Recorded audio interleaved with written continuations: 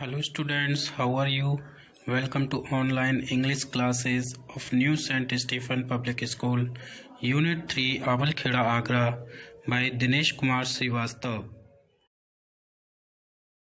Students, today in this video I will explain you the third lecture of the chapter Lost Spring from the book Flamingo. This chapter is written by Anish Jung. So students, this is the third and last lecture of this chapter, The Lost Spring.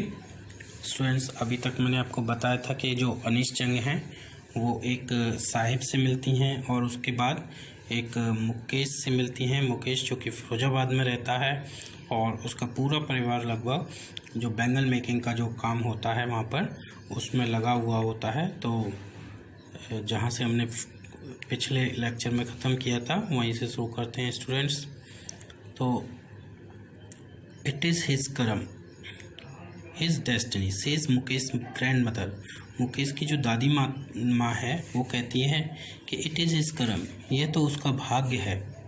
His destiny है ना, ये उसका कर्म है, उसका भाग्य है। Who has watched her own husband go blind with the dust from polishing the glass of bangles. जिसने यानी वो ग्रैंड मदर जिसने खुद स्वयं अपने हस्बैंड को, अपने खुद के पति को ब्लाइंड होते हुए देखा है, यानी अंधा होते हुए देखा है विद द डस्ट, यानी कि उस डस्ट से जो उड़ती है from polishing the glass of bangles, यानी जो चूड़ियों को जो चमकाया जाता है, उन पर पॉलिश की जाती है, तो उससे जो डस्ट होती है उसकी वजह से वो क्या हो जाते हैं, ब्लाइंड हो जाते हैं। Can a God given leanness ever be broken. वो कहती है कि क्या ईश्वर के द्वारा दिया गई जो वंश की परंपरा है, जो हमें जो काम धंधा जो दिया गया है उसको कभी तोड़ा जा सकता है। सी इम्प्लाइज, और समझाते हुए कहती है कि born in the caste of bangle makers, जब कास्ट ऑफ बैंगल मेकर्स में पैदा हुए हैं, यानी जो चूड़ी बनाने वालों के जाति में या घर में पैदा हुए हैं, they have seen nothing but bangles, तो उन्होंने सिवाय बैंगल्स के, सिवाय चूड़ियों के और कुछ नहीं देखा। इन द हाउस, घर में, इन द यार्ड, आंगन में, इन एवरी अदर हाउस, हर एक दूसरे घर में, एवरी अदर यार्ड, हर एक दूसरे आंगन में, every street in Firozabad, Firozabad की हर एक गली में सिर्फ चारों ओर क्या दिखाई देता है, बैंगल्स, चूड़ियाँ ही चूड़ियाँ दिखाई देती हैं। स्पाइरल्स ऑफ बैंगल्स, चूड़ियों के पेचक दिखाई पड़ते हैं। स्पाइरल्स का मतलब पेचक या बंडल होते हैं जिन्हें बहुत सारी चूड़ियों को एक साथ इकट्ठा करके बांध देते हैं, उनके बारे में। और ये चूड़ियाँ कैसी होती हैं, बैंगल्स सनी गोल्ड, यानी एकदम चमकने वाले सुनहरी रंग की, पैडी ग्रीन, यानी जो पैडी होता है यानी जो धान होता है उसके जैसे ग्रीन कलर की, रॉयल ब्लू कलर की होती हैं, पिंक होती हैं, पर्पल होती हैं, every colour born out of the 7 colours of the rainbow, यानी इंद्रधनुष से निकलने वाले सभी 7 रंगों की जो 7 रंग जो होते हैं उनकी चूड़ियाँ यहाँ पर होती हैं। लाई इन माउंट्स, जो कि ढेरों में पड़ी रहती हैं, इन अनकेप्ट यार्ड्स, और कहाँ पर, जो अनकेम्प्ड यार्ड्स हैं। अनकेम्प्ड का मतलब जिनको जो आंगन, ऐसे आंगन जिनको बिल्कुल भी कभी साफ़ सफाई नहीं की है, उनको ढंग से रखा नहीं गया है, ऐसे आंगन में पड़े रहते हैं। आर पाइल्ड ऑन 4 व्हील्ड हैंडक्राफ्ट्स, और उनको पाइल्ड कर दिया जाता है किस पर, जो 4 व्हील्ड हैंड कार्ट्स होते हैं। 4 व्हील्ड का मतलब 4 पहियों वाला हैंड कार्ट, यानी हाथ से खींचे जाने वाली गाड़ी, यानी जो जिसको हम ढकेल कहते हैं या ठेल कहते हैं, उस पर उनका ढेल लगा दिया जाता है। पुश्ड बाय यंग मैन, और युवा लड़कों के द्वारा इनको खींचा जाता है along the narrow lanes of the shanty town, यानी सेंटी टाउन का मतलब जो टाउन ऑफ हट्स है, यानी झोंपड़ियों का जो टाउन है उनकी नैरो लेन्स में, यानी छोटी छोटी गलियों में, मतलब अगर हम फिरोजाबाद में जाएंगे तो वहाँ पर हमको छोटी छोटी गलियों में जो लड़के हैं या यंग मैन हैं वो ढकेलों पर चूड़ियों के बंडल्स को, स्पाइरल्स को रखे हुए, खींच कर ले जाते हुए आपको मिल जाएंगे।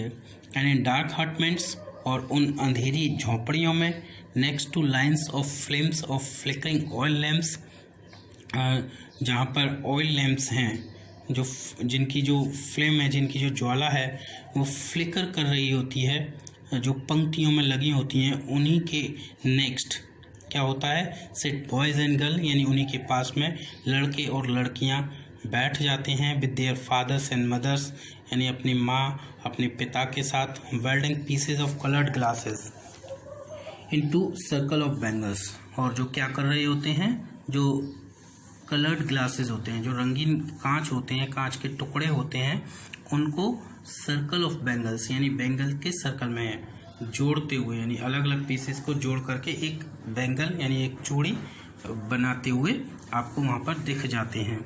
There eyes are more adjusted to the dark than to the light outside, यानी उनकी जो आँखें हैं वो अंधेरे में ज़्यादा एडजस्ट हो गई हैं जो बाहर की लाइट है उसकी अपेक्षा, यानी उनको बाहर की लाइट अब अच्छी नहीं लगती, वो केवल अंदर की जो रोशनी है, जो अंदर की जो अंधेरा है, केवल उसी में ही अपने आप को कंफर्टेबल फील करते हैं।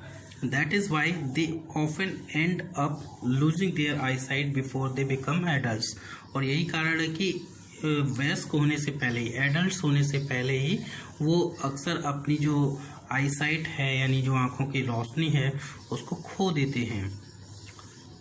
Savita, a young girl in a drape pink dress, sits alongside an elderly woman. Savita एक यंग गर्ल है, एक छोटी लड़की है जो कि ड्रेप पिंक ड्रेस पहनी हुई है, एक भद्दी गुलाबी रंग की ड्रेस पहनी हुई है, और वो कहाँ बैठी है, एक एल्डरली वुमन, एक बूढ़ी महिला के पास में ही बैठी हुई है, सोल्डरिंग पीसेज ऑफ ग्लास, और वो क्या कर रही है, जो ग्लास के कांच के जो टुकड़े हैं उनको शोल्ड कर रही है, यानी उनमें टाँका लगा रही है। As her hands move mechanically like the tongs of a machine, और जैसे कि उसके हाथ मैकेनिकली चलते हैं, बिल्कुल मशीनी यांत्रिक तरीके से, जैसे कि मशीन के टोंग्स, कोई मशीन हो उसमें टोंग्स लगे हों और वो चल रही हो, तो उस तरीके से उसके हाथ चलते हैं।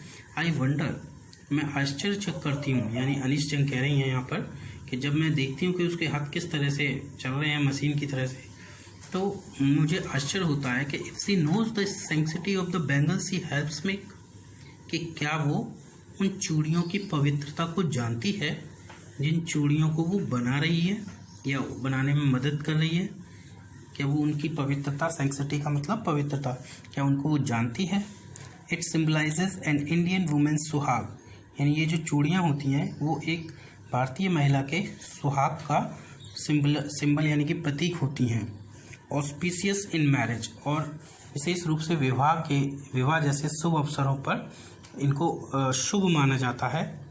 It will down on her suddenly one day when her head is draped with a red wheel, और एक दिन अचानक उसको इस बात का पता चलेगा जब उसके सिर पर क्या रखा जाएगा, उसका सिर ढका जाएगा विद अ रेड व्हील, एक उसके सिर पर लाल चुनरी उड़ाई जाएगी। कहने का मतलब है जब उसकी शादी होगी तब उसको लाल चुनरी उड़ाई जाएगी, तब उसको इनकी पवित्रता के बारे में पता चलेगा।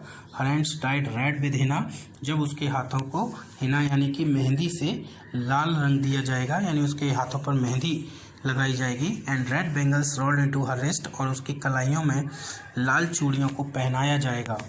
सी will then become a bride, फिर वो एक दुल्हन बन जाएगी। Like the old women besides her, ठीक उस महिला की तरह, उस बूढ़ी महिला की तरह जो उसके पास बैठी हुई है। Who became one many years ago, जो कि बहुत वर्षों पहले एक दुल्हन बनी थी।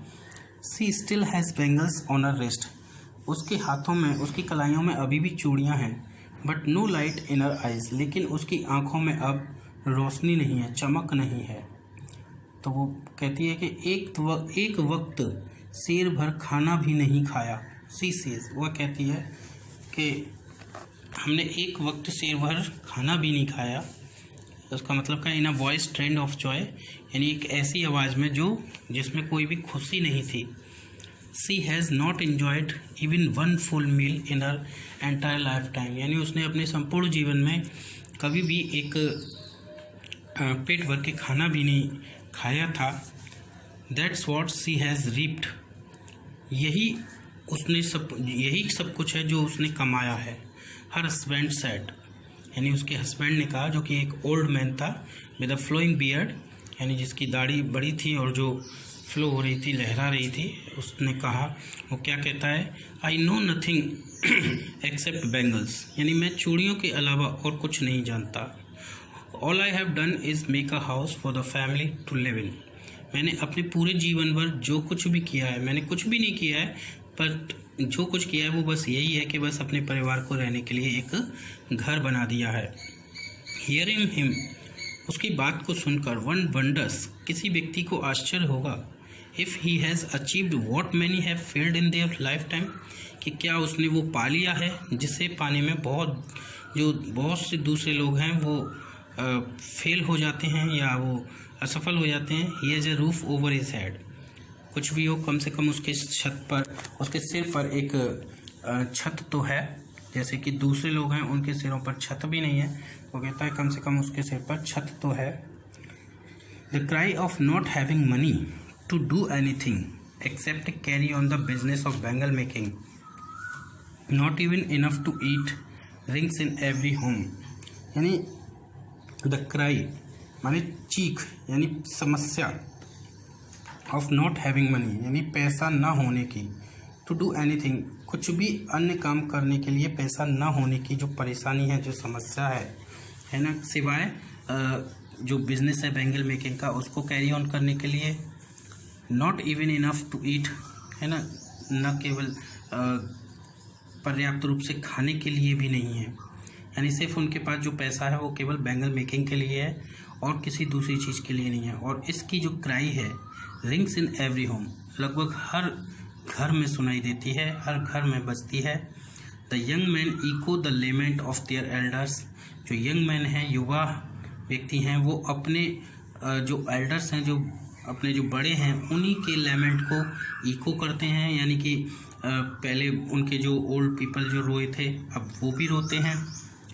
Little has moved with the time, यानी समय के साथ साथ उनके जीवन में बहुत ही कम परिवर्तन आया है। इट सीम्स, ऐसा लगता है, इन फिरोजाबाद, यानी कि फिरोजाबाद के हर व्यक्ति में बहुत ही कम परिवर्तन आया है। Years of mind numbing toil have killed all initiative and the ability to dream, यानी ईयर्स ऑफ माइंड नंबिंग यानी कि वर्षों तक उनके जो माइंड हैं, जो मानसिक है, वो शिथिल हो चुके हैं, यानी उनके माइंड को नंब कर देने वाली, शून्य कर देने वाला जो टॉयल है, जो हार्ड वर्क है, लगातार उन्होंने किया है, उस हार्ड वर्क ने हैव किल्ड माने ख़त्म कर दिया है ऑल इनिशिएटिव, यानी उनके सभी इनिशिएटिव का मतलब सेल्फ एफर्ट, जो अपने आप वो प्रयास करें, एंड एबिलिटी टू ड्रीम, और ड्रीम की जो एबिलिटी है, यानी किसी भी दूसरे स्वप्न को देखने के जो प्रयास हैं, उनकी जो योग्यता है, उसको ख़त्म कर दिया है उस लंबे समय तक काम करते रहने ने।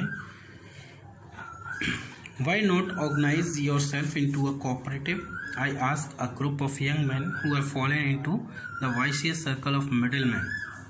मैंने जो vicious circle of middleman, vicious का मतलब बहुत ही ईविल, बुरे, यानी मिडिल मैन का मतलब बिचौलिए, बिचौलियों के जो जाल में जो फंसे हुए जो यंग मैन थे, उनके एक ग्रुप से मैंने पूछा कि आप लोग why not organise yourself into a cooperative, आप लोग अपने आप को एक कोऑपरेटिव में, यानी आप एक दूसरे का जो सहयोग करने वाले एक तरह के जो संगठन होते हैं उनमें क्यों नहीं ऑर्गेनाइज कर लेते हैं। और ये कौन से मिडिल मैन थे, who trapped their fathers and forefathers, यानी ये बिचौलिए वही थे जिन्होंने उनके फादर्स को, उनके फोर फादर्स को, सबको अपने जाल में फंसाए रखा था। तो वो कहते हैं कि even if we get organised, मान लो अगर हम ऑर्गेनाइज हो भी जाते हैं, we are the ones who will be hauled up by the police, तो हमें ही पुलिस के द्वारा खींचकर ले जाया जाएगा, बीटेन, पीटा जाएगा, and drag to jail for doing something illegal, और हमको ऐसे खींचकर जेल में बंद कर दिया जाएगा कि मानो हमने कोई इलीगल काम किया हो। जैसे वो कहते हैं, there is no leader among them, उनमें कोई भी लीडर नहीं था, कोई नेता नहीं था। No one who could help them see things differently, कोई भी ऐसा नहीं था जो उनकी मदद कर सके, चीज़ों को डिफरेंटली देख सके। Their fathers are as tired as they are, उनके पिता भी उतने ही थके हुए थे जितने कि वो हैं। They talk endlessly in a spiral that moves from poverty to apathy to greed and to injustice, यानी वो एंडलेसली बात करते थे, उनकी बातों का कोई अंत नहीं था और वो स्पाइरल में बात करते थे, और जो कि पॉवर्टी से यानी गरीबी से केवल एपैथी माने उदासीनता, लालच और इनजस्टिस का मतलब अन्याय की ओर ही जाती थी। Listening to them I see two distinct word. इन सबको सुन करके, इन सब के बारे में जान करके मैंने दो डिफरेंट वर्ल्ड्स को देखा, या मैं दो डिफरेंट दुनिया को देखती हूँ। One of the family caught in a web of poverty, एक दुनिया जो कि ऐसे परिवारों की है जो कि गरीबी के जाल में फंसे हुए हैं। Burden by the stigma of caste, जो कि कास्ट माने जाति के स्टिग्मा माने कलंक के बोझ तले दबे हुए हैं। इन विच दे आर बोर्न, जिस जाति में वो पैदा हुए हैं। The other vicious circle of sahukars, the middleman, the policeman, the keepers of law, the bureaucrats and the politicians. और दूसरी जो दुनिया है वो किसकी है? उस वाइसियस सर्कल की है, जो उस बुरे चक्र की है जिसमें बहुत सारे लोग फंसे हुए हैं। और ये चक्र किसका है? साहूकारों का, मिडिलमैन बिचौलियों का, पुलिस वालों का, कीपर्स ऑफ लॉ जो कि कानून के रक्षक हैं, ब्यूरोक्रेट्स का जो कि गवर्नमेंट ऑफिशियल्स हैं, एंड पॉलिटिशियंस का। Together they have imposed the baggage on the child that he can not put down. इन सब ने मिलकर के एक बच्चे के ऊपर, यानी जो फिरोजाबाद के जो बच्चे हैं उन बच्चों के ऊपर एक बैगेज माने एक बोझ लाद दिया है। इम्पोज का मतलब लाद देना। That he can not put down, जिसको वो उतार नहीं सकता। Before he is aware he accepts, इससे पहले कि वो इस सब के बारे में जानता है, जान पाता है, वह इसको उतनी ही नेचुरली स्वीकार कर लेता है एज इज फादर, जितने नेचुरली उसके पिता ने स्वीकार किया था। To do anything else would mean to dare, कुछ भी दूसरा काम करना एक तरह से एक चुनौतीपूर्ण काम करना है, एक चुनौतीपूर्ण काम करने की हिम्मत करना है। And daring is not part of his growing up, और जो डेयरिंग है यानी कि साहस करना, चुनौती भरा काम करना, उनके ग्रो होने का, जो उनके बड़े होने, उनके जीवन का हिस्सा नहीं है। When I sense a flash of it in Mukesh I am cheered, और जब मैंने मुकेश के अंदर इस डिफरेंट रास्ते को चूज करने की एक फ्लैश देखी, एक चमक देखी, तो आई एम चीयर्ड, मुझे काफ़ी प्रसन्नता हुई। I want to be a motor mechanic, he repeats, उसने फिर से रिपीट करते हुए कहा कि मैं एक मोटर मैकेनिक बनना चाहता हूँ। He will go to a garage and learn, वह एक गैरेज जाएगा और वहाँ पर मोटर रिपेयर करने का काम सीखेगा। But the garage is a long way from his home, लेकिन जो गैरेज है उसके घर से काफ़ी दूर है। तो वो कहता है कि I will walk, he insist, यानी वो अपनी बात को जिद करते हुए कहता है कि मैं पैदल चला जाऊंगा। Do you also dream of flying a plane, तो जो लेखिका है वो उनसे पूछती है कि क्या तुम एक प्लेन उड़ाने की भी इच्छा रखते हो। ही इज सडनली साइलेंट, तो वो अचानक साइलेंट हो जाता है, शांत हो जाता है। नो ही सेज, और वो कहता है नहीं।